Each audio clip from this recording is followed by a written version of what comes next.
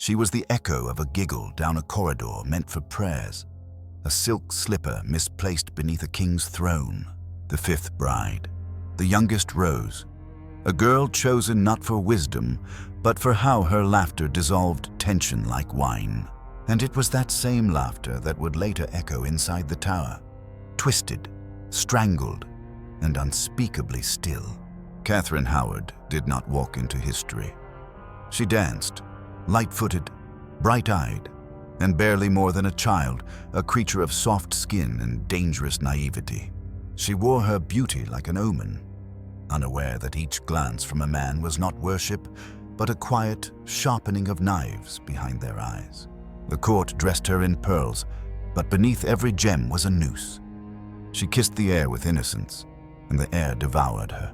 There is something obscene about joy inside a palace where queens are devoured. Her touch lit fires that could not warm.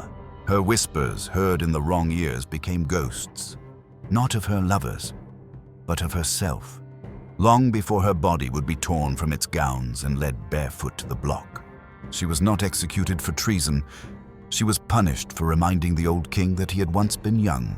What does it mean to die for a mistake made before you understood death in the eyes of the world? She betrayed a king.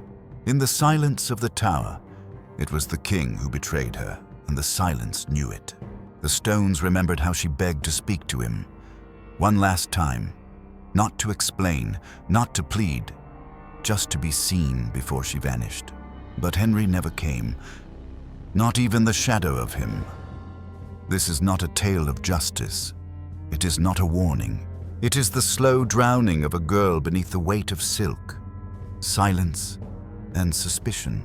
She entered as a queen. She left as breath on winter air. And somewhere between those two moments, her soul slipped through a keyhole and was never seen again. But her eyes, her wide, trembling eyes, still stare back from the dark wood of the executioner's block, still asking why no one stopped the axe. She was born into a name, not a home. A Howard, but not the kind they counted, not the kind they kept under lock and key, adorned in velvet and schooled in silence. She was raised in a house filled not with discipline, but with heat, the heat of laughter, of stolen glances, of doors left open at night and whispers that drifted between beds like perfume. The Duchess's household was no palace, yet it bred queens and scandals with equal ease.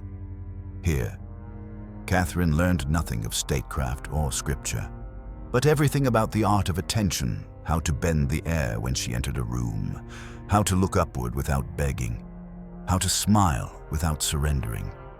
She was not taught to think, only to bloom. And bloom she did, recklessly, like a wild rose through a ruin's crack. By the time her family remembered her existence, she was already fragrant with danger. They pulled her from the warm, whispering shadows and thrust her into the cold brightness of court. She arrived at Whitehall, not as a threat, but as decoration, a girl meant to reflect the dying king's vitality back to him, like a mirror held too close to a flame. Henry was aging, bloated with his own legend, his leg rotting from within like an unspoken secret. But in his eyes, Catherine shimmered. She was laughter he could almost believe was love. She was softness that didn't yet flinch. She was the idea that death hadn't touched him yet. She became queen not through conquest or cunning, but through his desperation. And from the moment the crown touched her head, the blade was already descending. The court smiled. But it was the smile of a wolf dressed as a priest. Every lady who curtsied was also measuring. Every noble who bowed was also watching. And every man who looked at her too long was already counting the steps to the scaffold. She was a girl in a den of ghosts. But she danced as if the air was still clean. She touched arms, laughed too freely, let herself be adored like a candle lets itself be consumed. And they whispered, oh, how they whispered. Francis Derham. The name folded in half like a cursed letter. A boy from before, a shadow from the past. But the past is never dead at court. It waits in corridors, waits behind tapestries, waits in the mouths of men who remember just enough to ruin you. Then there was Culpeper, the king's servant, but not the king's friend. He watched Catherine like a man staring through glass, not at her beauty, but at the chaos behind it. Their meetings were not secrets, they were offerings. Pieces of herself Catherine gave away, perhaps to feel real, perhaps to feel loved, or perhaps because she had never been told what it costs to be seen. She gave smiles that turned into ropes. She gave glances that were recorded like crimes. And all the while, the king aged further into silence. His breath grew shorter, his appetite stranger. He kissed her with the mouth of a man who feared the grave more than God. Catherine tried to fill the hollow spaces in his soul with youth. But youth cannot mend the soul of a tyrant. She embroidered his name, sang his praises, played the part, but part of her remained behind, untouched, still whispering songs from when she was just a girl in a nightgown, dancing in a house where windows had no curtains. That part could not live in a crown. That part could not live under suspicion, and suspicion came, as it always does, quiet and slow, like smoke beneath the door. The archbishop grew pale, the court grew still. Papers were signed with invisible ink. Doors opened at odd hours. Servants vanished. The walls leaned in. Catherine, still smiling, did not see it. Or perhaps she did, and thought herself untouchable. That is the tragedy, not her ignorance, but her trust. She trusted the king would forgive. She trusted that love, however fragile, could shield her. But Henry loved her as a man loves a relic briefly, with awe, but never with mercy. When the rumors grew teeth, they tore through her life in hours. One moment she was dancing in white. The next, she was locked in a room too quiet to pray in. They questioned her with kindness first. Then they asked her again and again, until the kindness curdled and the questions burned. She cried, she confessed, she unconfessed. Her words spilled like blood from a wound that wouldn't close. And the men who listened did not hear pain. They heard guilt. Her past became a weapon, and the girl she once was became her executioner. The court did not need evidence. It needed theater. It needed the echo of morality to silence the screams of its own sins. So Catherine became a play, a cautionary tale, a mirror for every woman at court to look into and remember to keep their mouths shut, their hearts locked, their eyes lowered. They stripped her of her title, but not her beauty. They took her to Sion House, a prison lined with guilt, and let her feel the full weight of the king's silence. She wrote to him. She begged. She pleaded to speak to him, not to deny, not to escape, but to touch the shadow of the man she once called husband before she vanished. He did not answer. He sent no reply. He let her rot in questions. The same king who once called her his jewel now hid from her grief, and she began to die before the sentence came. Her hair thinned. Her voice cracked. Her laughter vanished, replaced by a silence so deep it hummed. She no longer wept. She no longer slept. She paced the stone floors like a ghost rehearsing her exit. And then came the order. Cold, unmoving, final. The girl queen who had once been lifted into royal arms was to be dragged, barefoot, to the block like a lamb who dared to smile before the slaughter. On the night before her execution, she asked for the block to be brought to her chamber. Not out of vanity, not out of fear, but because she wanted to practice. She wanted to know how to place her neck, how to hold still, how to make it quick. She wanted to rob them of the pleasure of watching her break. And perhaps, in that moment, she was more queen than she had ever been. Not in jewels, not in marriage, but in the poise of surrender. At dawn, she dressed, no longer in silk, but in black wool. Her hair was bound. Her eyes were dry. The tower waited. The axe waited. The people waited not to mourn, but to feed. They wanted to see if she would scream, if the pretty child would beg. But Catherine did not scream. She walked the path with the grace of someone already half gone. And when she knelt, it was not a girl who placed her head upon the block, but something older, something colder, a soul that had watched too much rot to believe in mercy. She whispered one name, perhaps his, perhaps her own. And then the blade fell, not on a traitor, but on a memory that had been too bright for a dying king to bear. It did not begin with a sword, or a whisper, or a glance. It began with absence. A king who stopped watching. A silence that deepened, not like peace, but like fog thickening over a marsh. Power decays when left unattended, and Catherine was power, even if she did not know it. Every step she took through the gallery was watched not just by lovers, but by those who had nothing left to lose. Every corner of the palace housed ambition, and she, in all her softness, all her brightness, became the clearest target because she had not yet learned to hate herself enough to fear them. The women smiled at her, but sharpened their tongues in private, telling stories with half-truths and slanted details, building a tower of betrayal one word at a time. It was not her actions that doomed her, but the hunger around her. And there, crouched in the shadows of ambition, was Thomas Cranmer, ever the servant of the crown, ever the butcher in bishop's robes. He did not act out of hate, but out of the cold arithmetic of survival. The king must not be made a fool again.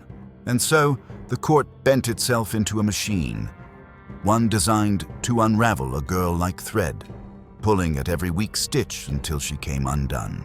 The letters began to circulate, unsigned, unclaimed, but soaked in truth. There were no meetings in the open, only confessions carved from fear and held like secrets beneath the tongue. The name Francis Derham returned like rot from an old wound. His fingers had touched her before the crown, and that was enough. Not treason worse, dirt, the kind that stains a king's pride, and Culpeper, with his thin lips and colder eyes, gave them more than they asked for. Not the truth, but enough shape to cast a shadow. The truth was never needed, only momentum. Catherine was not the only one on trial. The entire court bristled under the weight of what it meant to be seen as complicit. So they pointed fingers, they looked away, they tore apart the girl they once dressed in white. Her ladies, those who once laced her gowns, now testified with eyes lowered and hands trembling. They said what was needed, that they had seen her laugh too sweetly, stand too close, breathe too deeply when Culpeper passed. And Catherine, still barely more than a girl, collapsed beneath their words.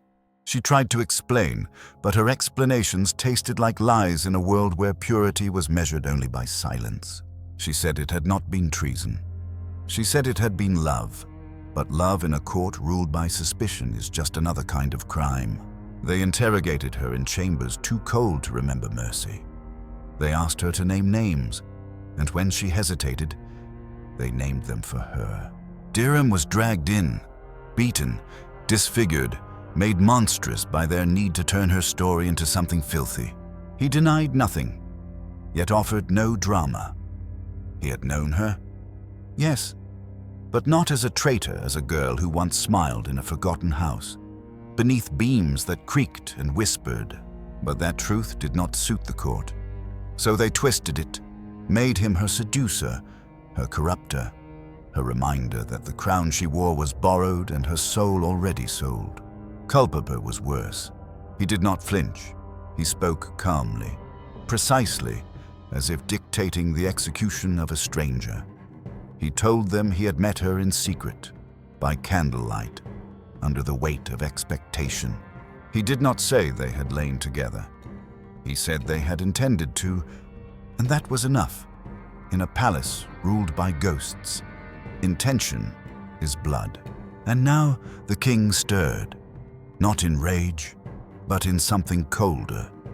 Betrayal. when it wounds a man like Henry, does not explode, it calcifies. It hardens the air around him. He did not demand her death. He simply stopped protecting her. That was worse. The absence of his defense became the weapon. And in that void, Catherine fell. The guards came not like thunder, but like a shadow pulled across her chest. They did not scream. They did not accuse. They simply took her. No trial. No audience. Only the ritual of erasure. She was removed from the court, from the records, from the king's lips. And those who had once spoken her name now whispered it only in fear, as if to speak of her was to invite her fate. The tower did not welcome her. It consumed her. Its stones, slick with centuries of pleading breath, closed around her like a coffin still echoing with the names of other queens. Her hair was no longer brushed. Her food arrived cold. She was allowed no mirror, only the distorted reflection of herself in the dark water they gave her to drink. The silence was absolute, not the silence of peace, but of abandonment. Her confessions came in fragments. At first, she denied. Then she wept. Then she broke. Not like glass, but like parchment soaked too long in tears. She signed whatever they placed before her. Not for mercy, but to end the questioning. Her name, once sung in court ballads, now adorned the heading of execution lists. But the king did not watch. He did not summon her. He remained inside his chambers, surrounded by candles and shadows and the stench of a leg that would not heal. His soul was rotting from within, and Catherine's name now tasted like blame. He did not rage. He simply moved on. A new face, a new court, a new distraction to dull the memory of her fingers, her voice, her perfume. Catherine remained in the tower, untouched by time. Her skin paled. Her breath slowed, and when they came to take her, she did not resist. She moved like someone walking through a dream she could not wake from. Her hands, once adorned with rings, were bare. Her neck, once kissed by royalty, now braced for steel. The betrayal had bloomed fully now, not just of a king, but of a kingdom that had used her like a flower in winter, plucked too soon, displayed too briefly, discarded too easily. The crowd waited, not for justice, but for spectacle. They wanted to see if the girl who had dared to laugh in the face of age would now scream in the face of death. But Catherine had no scream left, only the memory of a face she would never see again. She did not beg. She did not speak. She only looked at the sky, perhaps, or at the black cloth that draped the block. And in that look was the last betrayal, the world's refusal to remember her as anything but guilty. She had loved too foolishly, trusted too openly, lived too briefly. And for that, they called her traitor. But her true crime was this: she had reminded them all of something they had forgotten, that a girl can smile without knowing the price, that a queen can bleed and still be innocent, that sometimes betrayal is not in the deed, but in the silence that follows it. The days did not pass in the tower. They dissolved, one into the next, like wax melting from a candle whose wick had long since drowned. Catherine Howard no longer counted hours. She counted sounds, the scraping of keys, the low sobs of some prisoner far beyond her walls, the birds that sometimes landed on the stone ledge and then fled, as if even the weight of wings could not bear witness. She awoke not with fear, but with the ache of remembering that fear was useless now. Her breath grew thin, not from illness, but from the narrowing of hope. In the damp chill of her cell, she had no mirror and no light that flattered, only the echo of her own voice when she dared to whisper. At night, she pressed her ear to the stone and imagined she could hear the city breathing not for her, but around her, as if London itself was complicit in forgetting. The courtiers had already returned to their masks. Banquets resumed. Laughter bloomed again in rooms where her name was once praised, then feared, then banned. And the king, The man she once called husband spent his nights feasting, surrounded by jesters who never laughed at their own jokes and women who kept their eyes fixed low and their secrets lower. Henry had not spoken of her since the order was signed. Her letters, her pleas, her weeping ink all vanished into the hands of clerks who never read them. He had once called her his rose without a thorn, but now he could not remember her fragrance. It was easier to believe she had never mattered, easier to paint her as a serpent in silk than face the truth that it was his desire, his hunger for youth, his need to feel untouched by death, that had made her queen. And when that illusion cracked, he destroyed her, not because she had wronged him, but because she had exposed how fragile he had become. In the tower, Catherine knew this. She felt it, not in bitterness, but in the way silence folds itself around grief when grief can no longer find words. She paced the room with a slowness that no longer resembled waiting. She tore thread from her gown, not out of madness, but to feel something separate from herself. The past came to her in fragments, the smell of oranges at court, the warmth of candlelight on bare feet, the way Culpepper's hand had brushed hers, not in lust, but recognition. She saw the girls she had once laughed with, the women who had warned her in glances and silence, and the boy Derham who had loved her before the world decided that love was sin. They were not ghosts, but memories sharpening themselves in the dark, preparing her for the hour when memory would be the last thing she had left. And then it came, cold as breath on iron, firm as stone beneath a noose. The final morning. They brought her the black dress, not silk, not velvet, but wool, coarse and stiff. Her hands trembled, not from fear, but from the strange clarity of purpose. She asked again to practice. The block was brought, and she knelt before it like a student before a cruel altar. She positioned her head, let her neck rest upon the wood, and then rose. Once, twice, again. She did not cry. She did not plead. She rehearsed her vanishing as if perfection could soften the blow, but it could not. The block would still bite. The world would still look away. At dawn, they led her through corridors where walls had watched too many final steps. She passed windows that did not open and guards who did not blink. Her body moved with the grace of inevitability. And as she reached the scaffold, the crowd did not cheer. They stared. The hush was not reverent. It was ravenous. They had come not to grieve, but to possess her image, her fall, her final breath. And yet she denied them. She stood tall. She said nothing of guilt, offered no defense, gave no confession. Her only words were for the executioner that she hoped to die as Queen Anne had died with courage. Anne, the other wife, the other ghost, the other Howard by blood and shadow. And in that moment, the scaffold held more than one soul. It held the ruin of a family, the echo of a lineage too beautiful to survive power. She knelt. The wind did not rise. The heavens did not tremble. There was only breath hers, the crowds, and then none. The blade fell, quick and sure, severing not just flesh, but the lie that a girl's love can survive a king's fear. Her head rolled not into silence, but into memory, where it would rot more slowly. The body was carried away, unmarked, unblessed, and with it, her name began its descent not into legend, but into omission. They did not build her a tomb with glory. They buried her near Anne, in the chapel that the king walked past, but never entered again.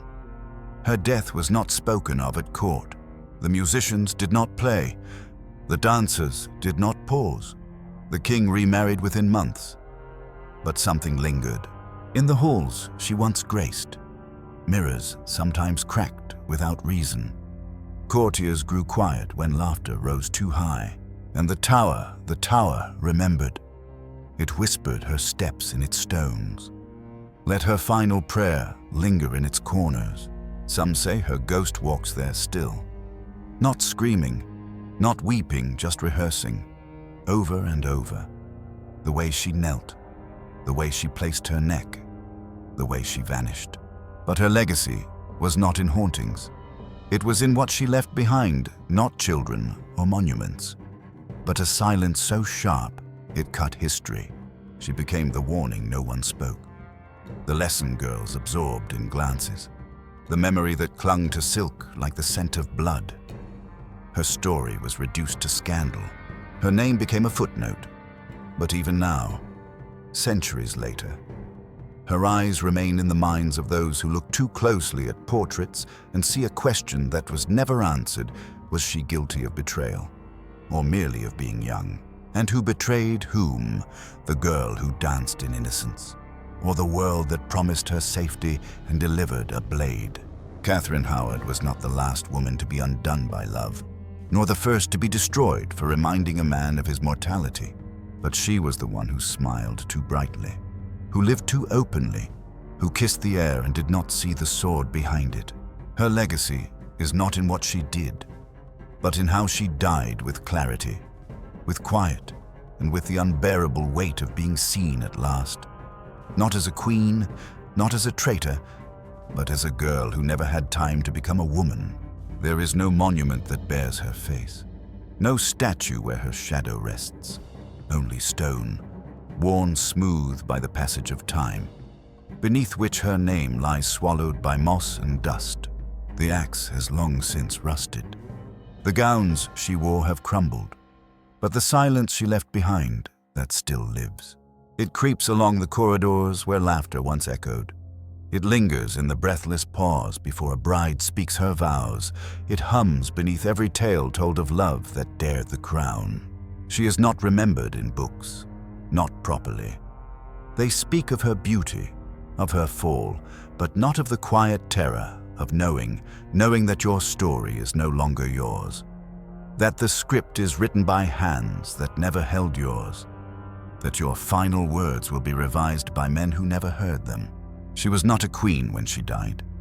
She was a question, a flicker, a final breath between betrayal and forgetting.